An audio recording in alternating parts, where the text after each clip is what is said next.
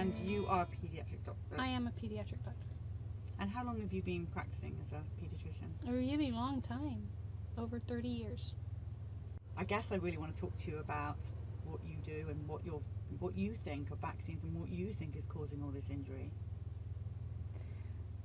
Boy, those are loaded questions. What I can tell you, and what you're actually getting in the interviews, is everybody's story. Okay, so I am a board-certified pediatrician. I started out the same as everybody else, the same, it's hardcore, you need your vaccines. When I started practice, everybody only got 2 at a time. And I actually began to see problems with it even early on, because when I started practice, we used the original DPT. So kids on monitors, I noticed that they had increased alarms after vaccines. So I made sure that they were aggressive with fever control and things afterwards. And then as time went on, in the late 80s, they started to increase the number of vaccines. And I had a problem with that, because giving just 2 at a time was hard enough, but now they wanted to give 4, 5, 6 at a time. So I made the decision at that time that our practice would only give 2 at a time. So it was never more than 2 at a time. And then as more time went on, I started seeing truly vaccine injured kids. I started seeing a lot of autistic children, and their parents all said the same thing. They said, my child was fine till they got this shot, and then within a week we lost them. Not dead, but they quit having eye contact, they lost language.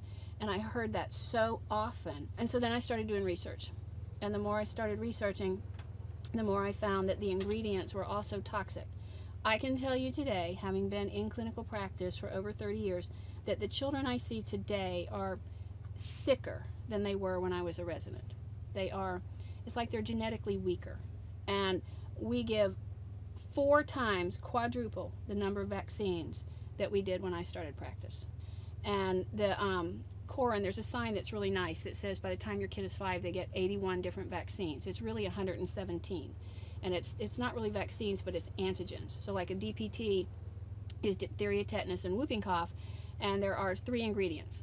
So you get diphtheria, tetanus, whooping cough. You get 5 of those total. So you get 15 different components there, right? Hib has 3 separate strains, so you get 4 times 3, you get 12. Prevnar has 13 strains of pneumococcus, so you get 4 times 13, 52. When you add all that up, okay, leaving out the flu vaccine, you get 117 different vaccine antigens by the time they're 5. When I started practice, they got 30 to 33. So it's huge. And what I can tell you is from clinical practice, because my field is clinical practice, not research. I've just seen so many vaccine injured kids. It's over and over and over. So if a parent comes to you, to your practice, and says, I've come for my vaccines, what do you say to them? They come for vaccines? Yeah, well, say, I don't know, why do people go to a pediatrician? They go for their vaccines, don't they? Well, it's more than that. I mean, you could really say, sure, they come for vaccines, and all the well visits are scheduled as vaccine visits, but we're more than that. I mean, they come, at least I hope to me, because our practice, for its growth and development. And we also take care of sick kids. My practice is integrative, so we do both traditional and non-traditional. In our practice, our policy is we don't even start vaccines till age 1. So, because it's not the kid's immune system until really after 6 months, and it's really not strong till 12 months. So we don't even begin till age 1. And that way I just don't have a lot of problems with them early on. And so many parents come to us because they don't want to vaccinate the traditional schedule with 5 and 6 shots at a time. And so we support what they want to do. And it's turned out really well, because these kids all seem to be much healthier than previous decades. So if I had my 1-year-old child and I said, I've come in for measles and mumps and rubella because I don't want my kid to die of measles, which is the general thinking out there, would you run through any side effects with me before? I would tell you that that's all well and good, and I understand and appreciate what you're saying, but we don't give the measles vaccine till age 3. Okay, I won't even entertain it. I would then ask you, what is your problem with measles? What is your fear? What is your concern? And I would educate you on that, because measles, it is a virus, and it can cause problems. It's going to cause more deadly problems in people who are vitamin A deficient, because we know the measles, mumps, rubella shot drains vitamin A stores, and then that creates a disconnect in the brain, and many kids become autistic after that. That's been proven by Dr. Megson. So I just try and debunk what is your fear about measles, because there are alternative ways to treat it that are equally as safe, that bring you through it with no harm. I mean, I don't think I've ever spoken to a pediatrician that is vaccinating still and that delays vaccines like this. Why did you choose to not give the MMR until age 3? Because so many children become autistic after the MMR that I believe, before I had the evidence and before VAXXED came out, that there was a very clear connection. So if autism is a naturally occurring congenital problem, typically shows up by age 2, all right, and the MMR is really implicated, then I just separated them and said, why do it? So initially I wouldn't give it until after 2, and then I just moved it to 3. So as a pediatrician, what's the top age group that you look after? Up to age 26, actually. So therefore you have the Gardasil issue, because I have a huge problem with Gardasil from just reporting of the deaths and awful crippling. Is this a vaccine that you would give? No. No. I am very adamant and passionate about not giving Gardasil. Okay, I did give it to 5 girls initially, just when it came out, and it took me a while, and so I gave it to 5 girls, and all 5 had bad reactions. Fortunately, none of them were lethal, and none of them were long-term crippling, but it was enough for me. And then when I did the research on that, and the last time that I looked at the data, Gardasil had killed 120 girls outright. It has maimed over 10,000. It is causing premature menopause. There's one article I found on a 16-year-old who went into menopause after the Gardasil. It's causing polycystic ovarian syndrome in people. And I actually have a ethical issue with it too, because I go, okay, so maybe there's a population that needs it, but what happened to teaching our kids values? What happened to that? Okay, why do you need a shot? And it just is, in the movie The Greater Good, that was such a really good movie, and that young lady who was probably just the beginning, her story was so awful, and it was so clear it was the Gardasil, that I go, I'm not doing that. Okay. But as a pediatrician, are you not supposed to follow the CDC schedule? No, it's a recommendation. So it's just a recommendation. The pediatricians can do, and that will make sense, because we're hearing, and we had one baby, Sebastian, who died at 9 months because he was given 4 or 5 flu vaccines before. Wow. And that's clearly not on the CDC schedule. And so you don't vaccinate for anybody under 1. Have you seen any injuries from vaccinating over the age of 1? Because we have on the bus, so I was wondering what you're saying. Not that I can recall from my own practice. I have received patients who have been injured after age 1. Well, yeah, lots of them actually, because that's the MMR is always after age 1. So in that age group of giving it at 12 to 15 months, I think there's probably the largest number of problems with autism afterwards.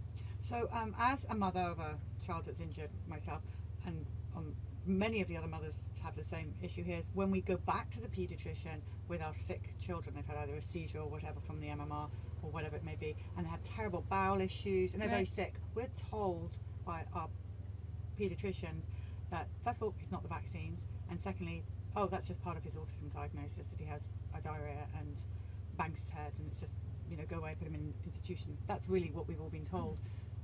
How would you attempt to treat my child if I just brought him in after the MMR and says he's really sick with diarrhea? Well, yeah, I would. 90% of what we do in medicine is history and physical. And there has to be a temporal association. I have maintained for years that if you brought me a healthy child, I give a vaccine, and within a few days they're back sick, there has to be some kind of temporal connection. Early on in practice too, I mean, there were kids that would come back that were ill, and really I found myself saying, oh, it's a coincidence. Oh, it couldn't be the vaccine. And then one day I stopped and went, because I didn't believe what was coming out of my mouth, right? And so I had to stop and think about it, and I went, this doesn't make sense. So you start looking and you start listening, okay? And you listen to the parents. What motivation do you have to lie to me, okay? I need you to tell me what's wrong with your child, and I need you to make connections. I'm also a homeopath, so we do homeopathy, and one of the big things in homeopathy is never been well since. And it happens very often. People will say, I have never been well since I had the flu. I have never been well since I broke my leg. I have never been well since I had a vaccine, okay? And that, it has to be real. It's a very clear point in time. So you're telling me that prior to that flu you had, not even a vaccine, just a flu, you were healthy. Oh yeah, I could do anything. Okay, so then you had the flu, yes, and you got over it, yes. But then you've not been right since, correct? I mean, it's very clear when you listen to people, okay? And again, 90% of what we do is in the history. And the person will tell you and the body will tell you if you're listening. Do you worry about the other ingredients in vaccines? Yes. The terrible things. You know. Yes. Okay. Aluminum is a neurotoxin. It's been known to be a neurotoxin for decades. Aluminum and mercury, they've reduced the mercury, that's fine. But they both have, charges. They're like a 3+ electron charge. I looked this up one day. Okay, and so calcium and magnesium are 2+ electron charges. So aluminum and mercury will replace calcium, magnesium, and possibly other electrolytes and, elements in the body and create faulty enzymatic and biochemical pathways. So it happens, right?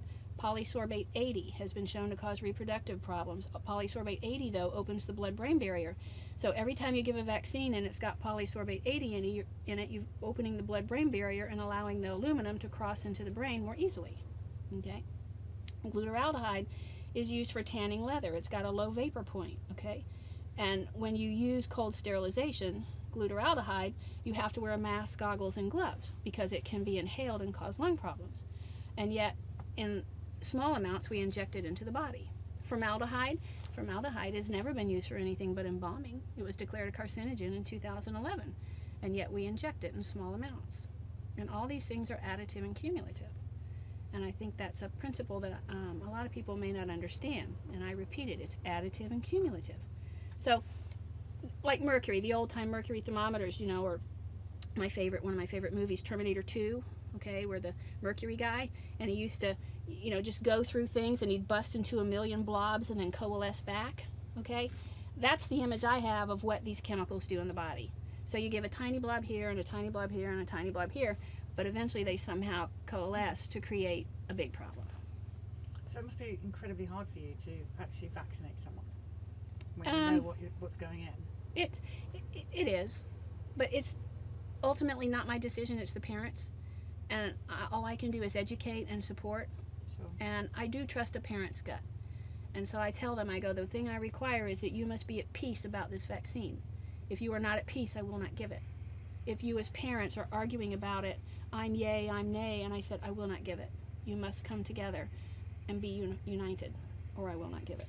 So one of the questions that people are asking here is SIDS. Do you have any, because you don't vaccinate in the first year, right? have you had any SIDS? No. Bam. Wow. No. How about shaken babies? I've been blessed. I have not had any shaken babies. If you were a young mum today, would you vaccinate your baby? No. Would you give your children anything? Food. But food and love. But you wouldn't give any vaccines to your children? I would not. Because as we are going around, we are Right. seeing the unvaccinated families, and they are so healthy. I know. It is. I mean, that's the biggest lie ever told for me. I did not realise that you could be really super healthy, Right. if you're unvaccinated. The other thing that I'm seeing, and I don't have any evidence or numbers to back it up, so this is what they call anecdotal or clinical empirical evidence, okay? I've been in practice long enough now that some of my own patients are coming back with their kids, okay? I've been in practice long enough that I can actually tell you that the unvaxxed kids are healthier. I've been in practice long enough that I can also tell you that if the unvaxxed kids are a problem,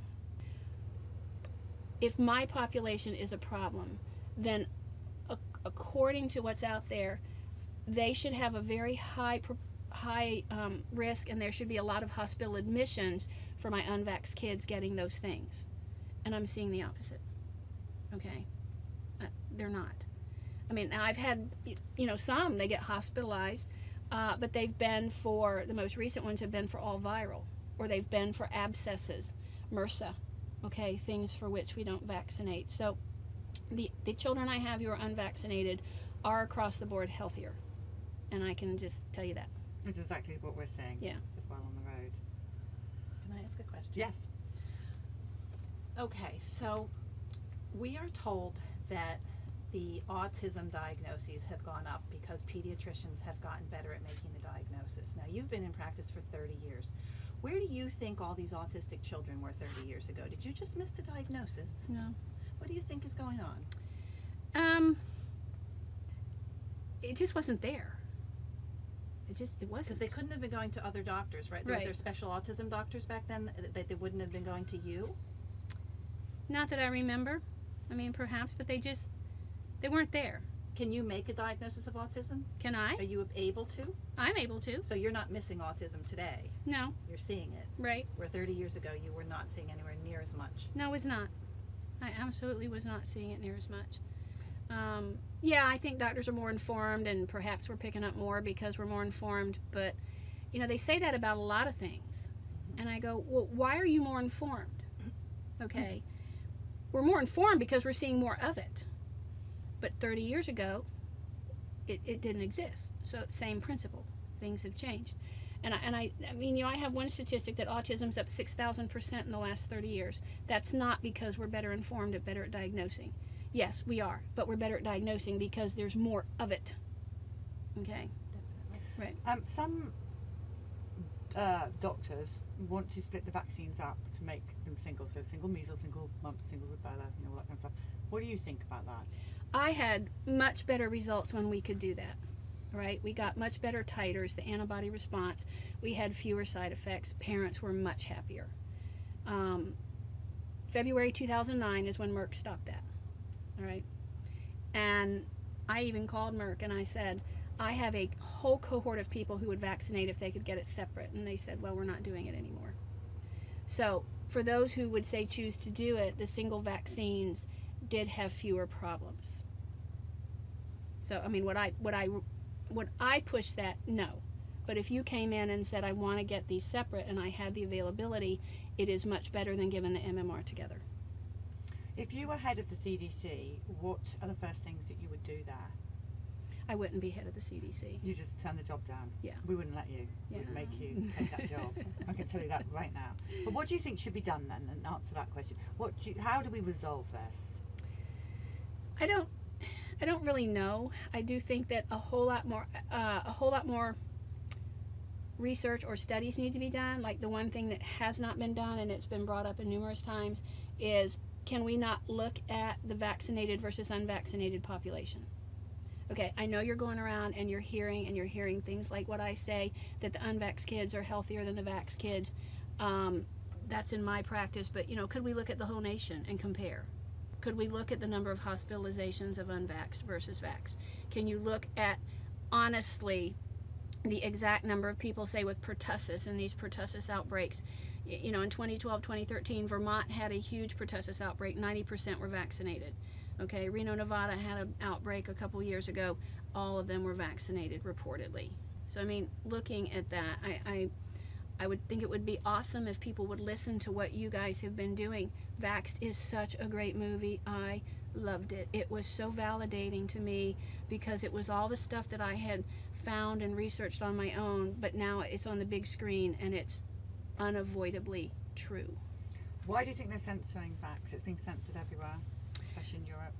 Well, because the truth hurts. Okay? There's a couple of questions coming in about homeopathy. Mm-hmm. Would you recommend that as a possible help for the autistic child that's so sick? Yes. Yes. We use homeopathy. We use Chinese medicine.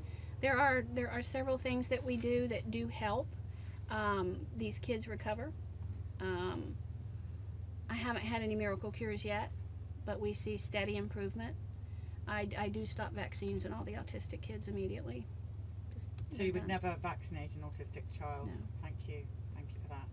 And I won't do their siblings. Thank you. Yeah. That's pretty much everyone then. Yeah.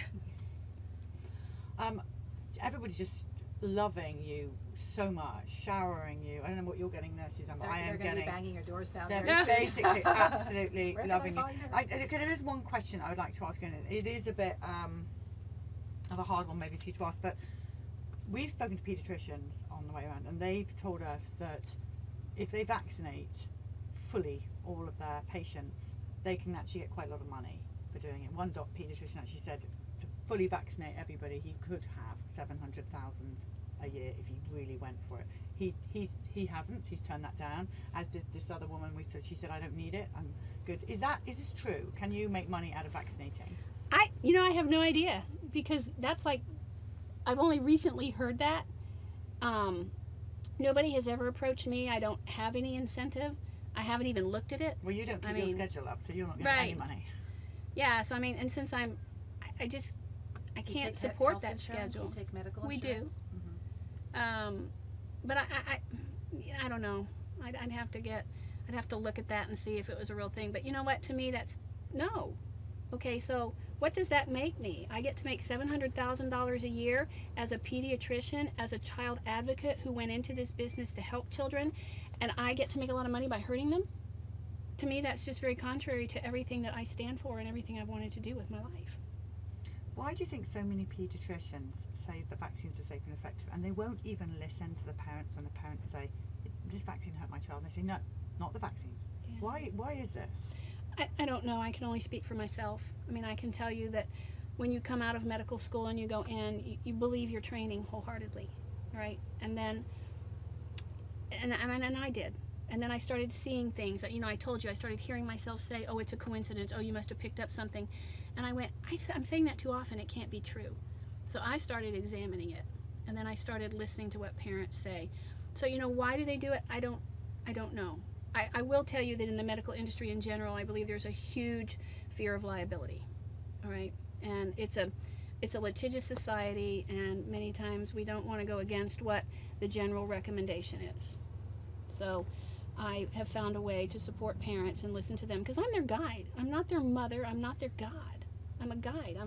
I'm a healer. I'm a physician. I'm a helper. And so how can I help you? And how can we do this together? Right? And can we have agreement? Can we be on the same page? Right? I'm not going to do anything to hurt your kid, and I don't want to do anything that's going to hurt me, and I don't want to be in a position where you ask me to do something and I'm going to lose my license, because then I can't help anybody. Why do you have no fear of what you're speaking about right now? I wouldn't say I have no fear. I just know that I'm here to help people, and what I do is working, and I love what I do.